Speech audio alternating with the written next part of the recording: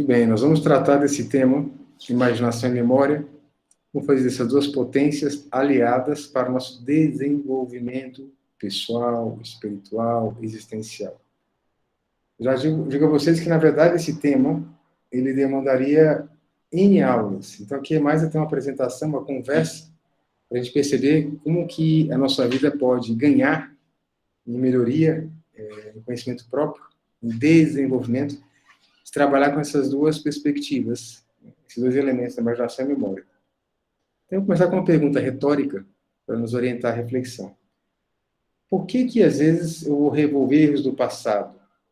Estão lá na minha memória. Por que tem que ficar lembrando que eu fiz de errado? Convém? E, às vezes, por que eu fico lembrando das conquistas que eu tive? Até que ponto é útil ou nocivo fixar a mente na fantasia?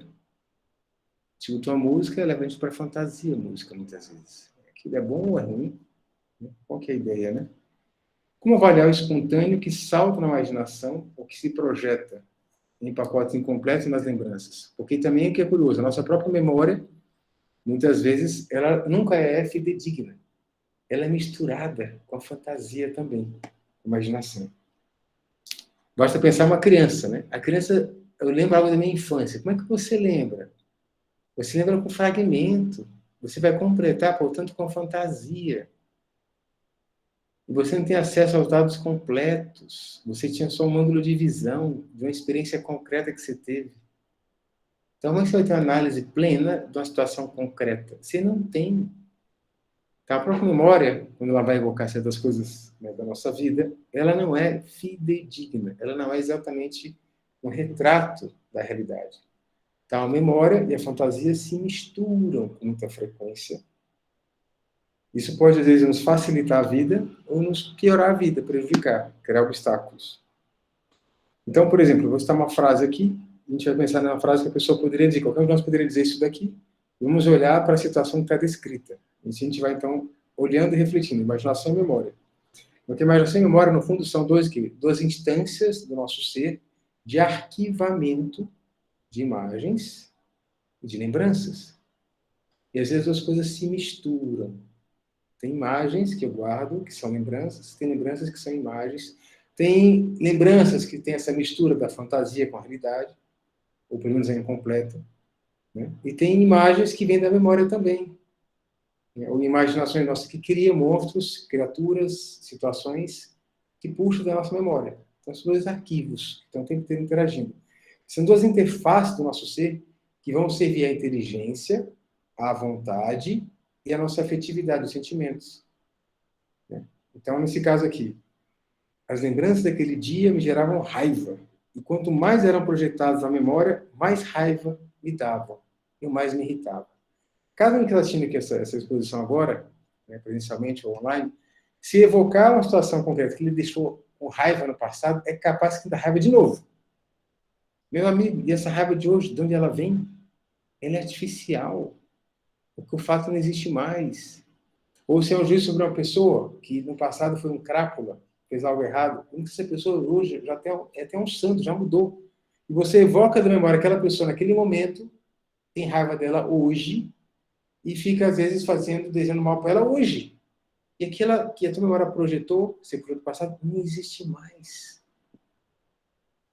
E a nossa imaginação e a memória trabalhando, gerando realidades que, no fundo, são fantasias, ainda que seja apoiado em algo do passado, que me ocupa no presente e eu estou talvez perdendo tempo com essa coisa que vai estar acontecendo. E é engraçado porque também a gente vai notar outra coisa curiosa. Como a memória e a imaginação são arquivos de experiências ou de fantasias, também nossos vícios, nossas virtudes vão se misturando com as duas coisas. Então, por exemplo, para entender aqui a lógica, né? Eu gosto de comer, eu tenho a tendência a ser guloso, por exemplo. Então, quando eu lembro de algo na minha imaginação, um prato gostoso, eu começo a salivar o projeto. E muitas vezes eu acostumei a minha imaginação a ir por esse âmbito porque me contentava. Então, eu deixei que ela ficasse mais solta nessa dimensão. Então, eu acabei me condicionando por uma imagem que não tem na realidade, que não corresponde, que não é necessário. Então, só às vezes de mudar o molde da imaginação ligado à comida, eu posso começar a mudar minha conduta com relação à gula. Com relação ao giz, eu falava antes, né? Ou a sensualidade, né? Falava com um amigo hoje à tarde, ele contava com outro amigo dele, em concreto, muito jovem, casou-se, mas certa altura não tinha mais atração pela esposa. Por quê? Porque ele era tal consumo de pornografia que deixou o imaginário dele ficar impactado com aquilo tudo que era fantasia, que aquilo passou a condicionar todo o âmbito dele, né, da sexualidade, e ele não conseguia ter relação com a esposa. Porque ele deixou que a dimensão do imaginário dele, né, ficasse totalmente marcado por aquelas cenas que ele via, situações concretas que ele via, em outro contexto, e aquilo que deixava ele realmente com atração física, e depois a esposa não mais. Então, no imaginário, conforme você vai alimentando, você vai se prejudicando. E a memória também. Né? Então, porque no fundo a memória ela vai ser essa sedimentação por referência daquilo que eu fiz, daquilo que eu faço, daquilo que eu penso. E muitas vezes eu vou reafirmando, portanto. E me deixo condicionar por isso, por uma habituação. Eu fazia assim, aquilo construiu uma tendência. A minha memória me lembra da minha tendência também. De certa forma, a própria tendência é uma memória de conduta. Então, se está na memória, eu posso também trabalhar para reformular. Né? Isso que pode acontecer. Então, nossos vícios, portanto, todos eles têm essa conexão íntima com a imaginação e com a memória. É importante notar isso, porque aí eu falo, se eu entender melhor essa dinâmica, eu posso ver que me prendo, às vezes, a certos juízos, a certos modos de pensar, que está ligado à memória, que eu posso me desprender pouco a pouco, para poder abraçar outra perspectiva. Então, por exemplo, eu falava com esse amigo também hoje à tarde. Falar, tem coisas na minha casa que me irritam. Eu chego, vejo a casa bagunçada, já fico irritado. Para que serve isso? Ou seja, ele já associou. A imagem gera uma ira. E de que serve isso? Para nada. A irritação, a queixa, faz com que a pessoa passe do sistema frontal, do raciocínio, para o sistema límbico, que são respostas por impulso. Né? Quase que o límbico funciona na emergência, né? No risco. Então tem que pensar, tem que fugir, tem que agir. E a pessoa tem que fazer aquela reação impetuosa, às vezes até grossa, irada. Para que serve? Ou seja, eu tenho que trabalhar. Por que eu leio aquilo como sendo tudo ruim? Por que eu não posso tentar ver de outra forma? Eu falo, então, trabalhar no imaginário, entender. Né? E desprezar a memória de reação que eu possa ter. Que eu falei memória de reação, queria dizer, no fundo. Né? Eu tenho memória de reação, fico irritado quando tal coisa. Ah, é? Por que eu não posso mudar isso daqui? Posso. O próprio temperamento nosso é de predisposição, no fundo, nosso temperamento é uma predisposição para reagir de certa forma. Né? E essa reação vai ficando também marcada na memória, no costume. Né? Então, eu vou demarcando situações concretas. Né? Portanto, é engraçado a gente pensar nisso, né? Que muitas vezes a gente acaba deixando-se levar por situações, né, que não existem mais, ou que já se reconfiguraram na realidade, e eu puxo lá a ideia do passado, aquela imagem, e aquilo me condiciona, e eu vou deixando que essas coisas me alterem. E não paro para pensar o que eu estou fazendo, o que está agindo em mim, para que eu possa reagir dessa forma. O que eu posso fazer? Uma imaginação, uma memória para mudar isso. Então, uma coisa mais simples até. Se eu pensar que algo vai dar errado, eu já estou projetando com a imaginação algo. É imaginação. Se pensar que vai dar certo, eu estou facilitando também. Isso é uma atitude diversa. Então, com a imaginação, eu posso projetar atitudes minhas, pessoais. E muitas vezes é a imaginação minha que se antepõe a certas coisas. Eu cheguei em casa daquela bagunça, eu começo a ficar irritado. Aí depois você sabe o que aconteceu. Não, é que houve um acidente, a tua esposa teve que sair correndo, né, e sem perceber derrubou outra coisa, que a mãe dela teve um infarto. Ah, agora eu entendi. Aí você recompõe. Aquilo que você ser irritado, fala, meu Deus, que exagero. Ou seja, você viu uma imagem da bagunça, projetou na sua memória uma irritação, memória mesmo afetiva, que gera irritação, e você foi adiante. E para quê? Algo que não existe, porque não foi por bagunça deliberada que aquilo aconteceu. E você já estava julgando a pessoa. Para que ficar julgando dessa forma? Vamos dizer do cristão, né? espiritual. É mal, você está fazendo juízo crítico. Por que serve isso? Isso não convém para a alma. Isso faz mal mesmo. E por que ele se porta? Porque você tem a tua imaginação que criou uma criatura, um fantasma, e você se apoiou na memória de reagir dessa forma e foi adiante. Então, esse arquivo de conduta, arquivo de leitura das realidades. Então, memória e imaginação são reservas ativadoras do mundo e da vida interior. Integram o ser humano. Ela confere um poder de criar, evocar e conectar experiências reais e fictícias.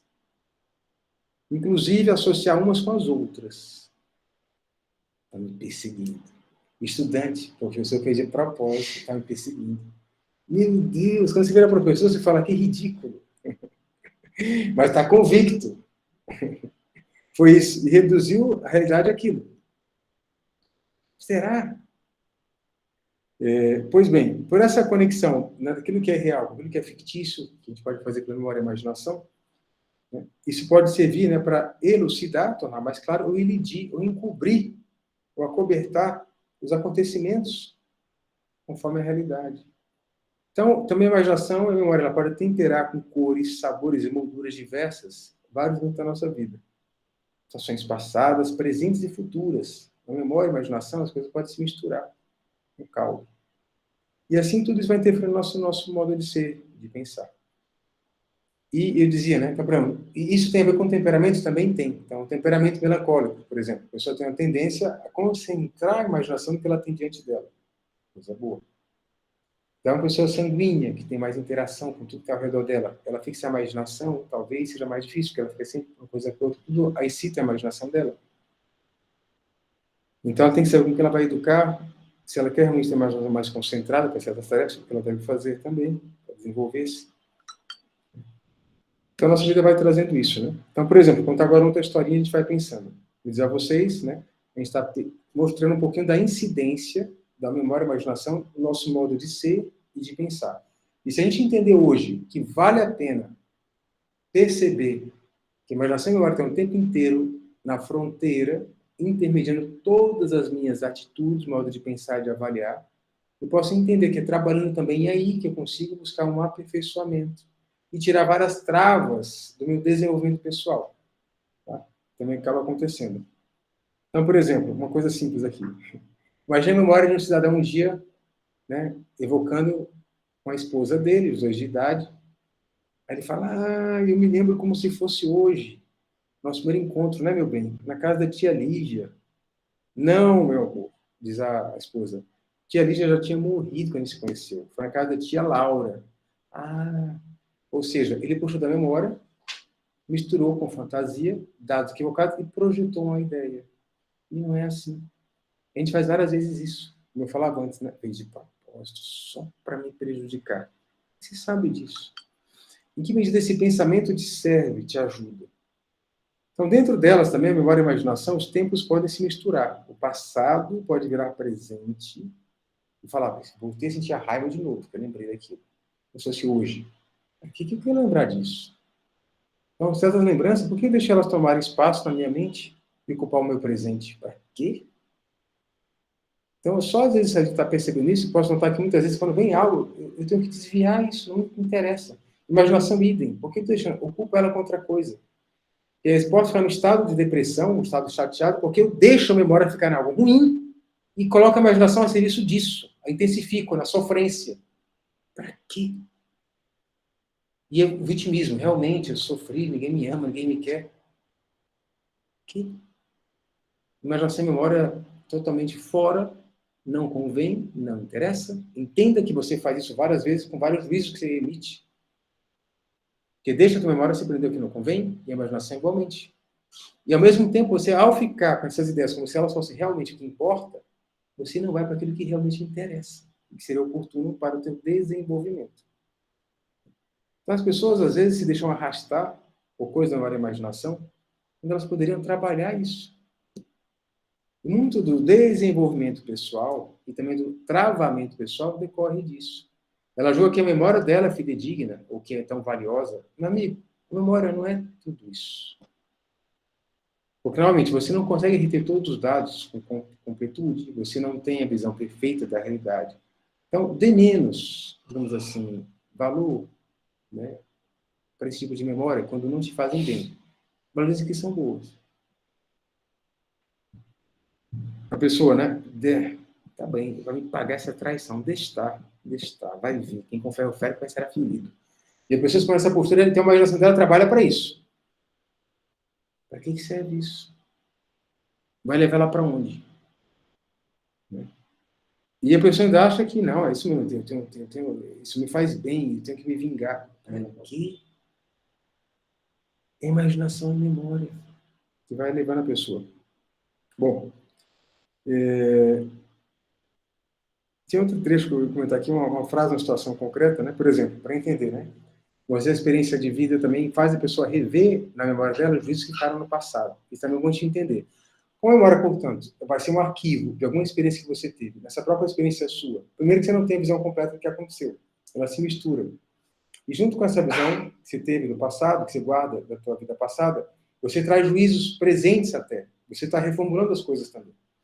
Então você lá atrás dizia, eu joguei que a pessoa fez aquele propósito só para me prejudicar, e guardei isso na memória.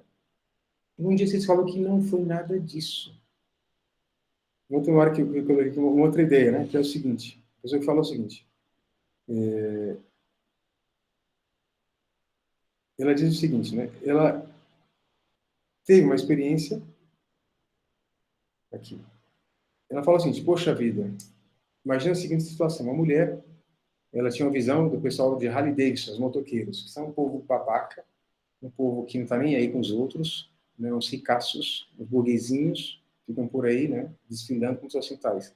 Um dia essa mulher sofre um acidente na estrada e param 3 de Harley Davidson para ajudar a socorrê-la e levá-la para o hospital. E graças a isso ela está viva e vão acompanhando como é que ela vai recuperando-se. Aí ela vai e muda o juízo dela, fala, poxa vida, eu pensava tão mal deles. Ou seja, ela tinha um juízo, portanto, na fantasia, guardou uma ideia falsa, projetava aquelas pessoas a parte da ideia falsa dela, então ela experimentou que aquelas pessoas a cuidaram, socorreram, muda, reconfigura.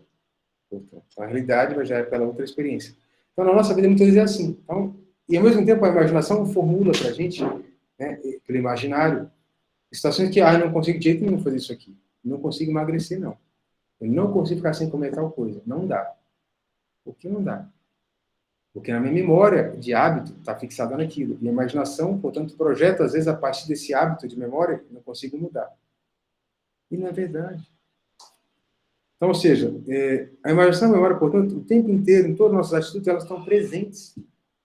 Estão ali. E é engraçado pensar o seguinte, na nossa vida, né? Os sentimentos vão ser também uma projeção da imaginação e memória, muitas vezes. É isso, eu falava. Eu escuto uma música. Música mexe com o imaginário. Ela projeta uma imagem também interior. A imagem vai me sentir bem, me estimula, né? Mexe com a afetividade, né? Nesse caso. Trabalha com a imaginação. Então, por que eu estou falando todas essas situações aqui? A gente pensar como é que é a minha memória, que consciência eu tenho, que muitas vezes eu guardo coisas que não são fidedignas, que eu dou muito valor para elas. Eu deveria, às vezes, colocá-las em xeque, deveria revê-las, retrabalhar.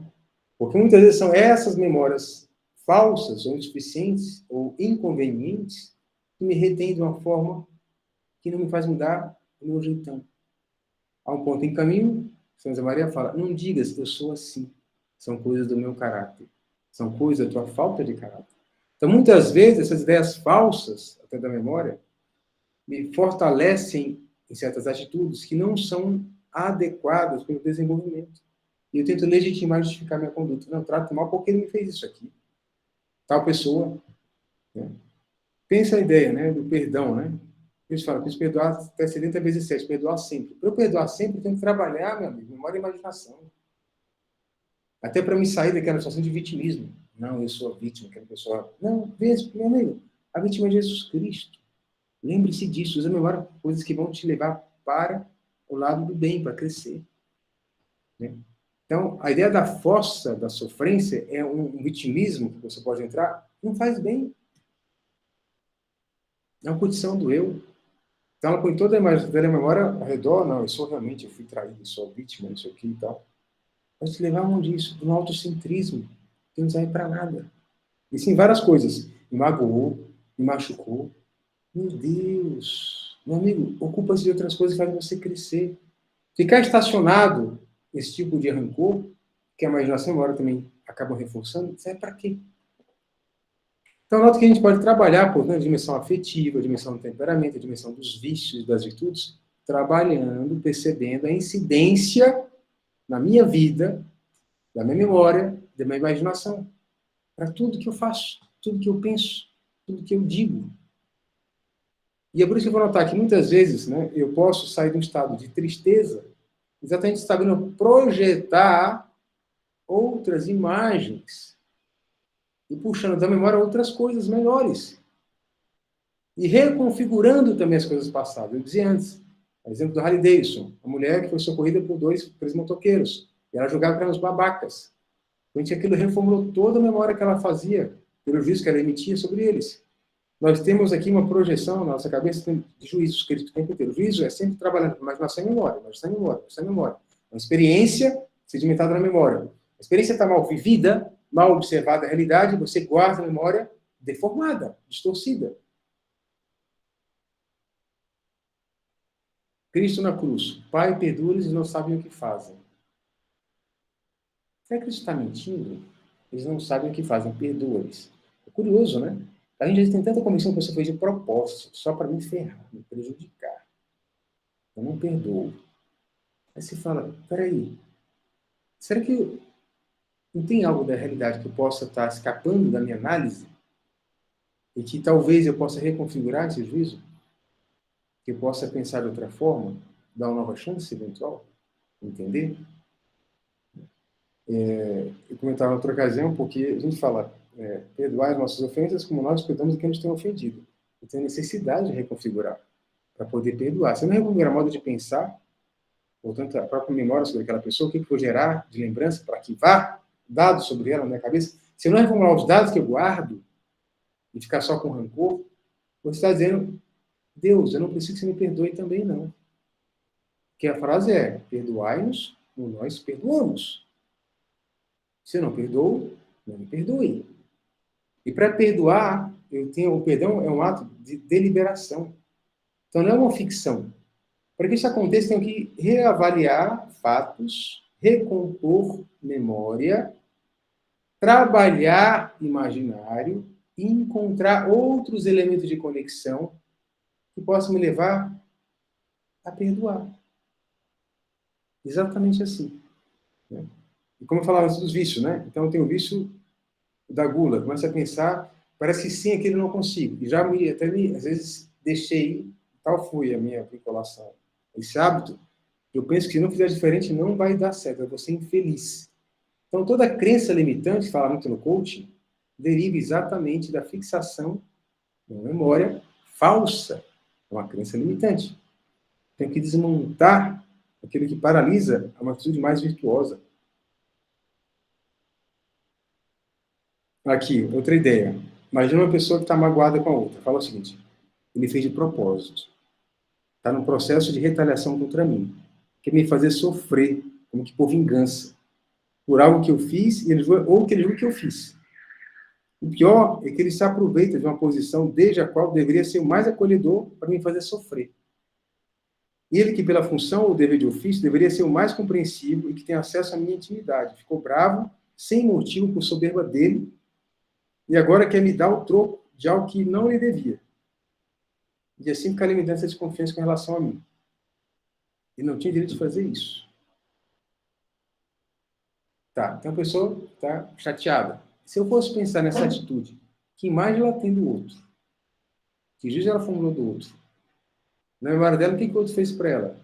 Então, há um juiz em São Paulo, quando os casais se aproximavam na audiência, no passado veio chamada audiência de reconciliação, tentar fazer que o casal voltasse, próximo de separar-se. O que ele fazia? Pedia que cada um, o marido e a esposa, escrevesse no papel tudo de bom que encontrou no outro quando se casou.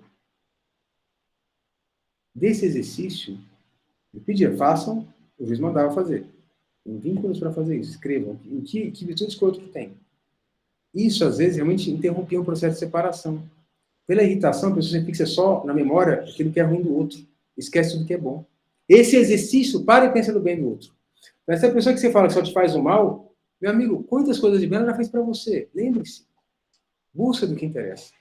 Mas que a tua atitude de rancor é que se prendeu a coletânea, seleção da memória de fatos, e a imaginação fantasiou que aquilo é a pessoa, e não é a pessoa aquilo. Você está mentindo para si. E a gente faz isso direto com várias pessoas, a redução. A mídia faz direto, né? Seleciona só coisas más sobre um político X, para que não fique com a impressão errada da pessoa. Isso é falso, isso é fake. Fake news. A gente formula fake news direto, pela distorção da memória e imaginação. E é isso que atrapalha a construção das virtudes, inclusive. O desprender-se de opiniões equivocadas que atrasam o desenvolvimento pessoal. De várias formas acontece isso. A gente acha que a gente tem razão. Não tem. Então, entenda que a sua memória, a sua imaginação, muitas vezes, elas estão a serviço do que há de pior. E podem estar a serviço do que há de melhor. Então, por isso que é importante entender, né, que esses dois arquivos de imagens, de experiência da nossa vida, eles vão trazer muitos vezes dados que a inteligência, a vontade, a afetividade vão usar esses dados. Se os dados estão viciados, a inteligência vai pensar mal, a vontade vai querer o que não convém. E o sentimento vai gerar tipo de resposta afetiva que também é inadequada. Porque a imaginação e a memória que são esses filtros da realidade, onde vai ser guardado exatamente, vamos dizer assim, aquilo que eu vou retendo sobre a realidade, está distorcido, não está adequado. Então, desconfia. Todas as atitudes ruins, lembre-se que ela está associada a uma imaginação equivocada, a uma memória também ruim. Pense nisso. E que muitas vezes que você não faz de bem é que te falta também guardar a imaginação, ou melhor, trabalhar a imaginação para projetar melhor as coisas e buscar memória de coisas boas que vão ajudar a fazer o bem. Eu falo, crença limitante, eu não consigo fazer desse jeito nenhum. Mentira. A preguiça é cheia de ideia falsa. Eu não consigo, não vai dar certo. A preguiça, o vício, vai condicionando, portanto, a imaginação e a memória da pessoa. Eu tenho que, quero ser diligente, que é o oposto da preguiça, faça um trabalho, jogue fora a imaginação e da memória aquilo que não convém. Se eu entender que a cada dia se esgota, e assim mesmo, cada dia esgota a sua espécie, não haverá o dia como o de hoje, dia 6 de dezembro de 2021, só tem hoje. Se hoje eu trabalhar, não chamei, mas não memória me dominar para aquilo que é ruim, é ao contrário, usar ou perceber que eu estou me desviando, porque essas duas potências minhas estão controlando, estão, de certa forma, servindo como imã da minha conduta, e eu posso reformular, essa é a ideia que a gente botasse essa noite, eu posso trabalhar, mas está na memória. Então, por exemplo, imaginação, construir imaginário. É bom que eu tenha boas memórias também, até no meu imaginário também, pela imaginação, né? Bons conteúdos. Então, a leitura dos clássicos, por exemplo, bons filmes, é isso. Já ver porcaria, só filme lixo, eu estou jogando para dentro da minha memória, do meu imaginário, porcaria. Um monte de filme que mostra pornografia, a relação do casal, é sempre dimensão sexual, não tem dimensão espiritual no amor. É porcaria, tu se condiciona a isso. O teu repertório imaginário é fraco. Um monte de filme só sem divórcio. Então, tem que me divorciar. Meu amigo, pare e pense. O que você colocou para mim? Se busque exemplos que possam incitar em você a imagens boas, um imaginário adequado para a virtude, para aquilo que é bom. Pare, portanto, e alimente a sua alma no imaginário dela, na imaginação e na memória, com coisas boas. Porque é isso que vai depois empacar ou vai te ajudar a desenvolver a inteligência, a vontade, a afetividade. Então, não tanto faz não ver porcaria, ouvir porcaria.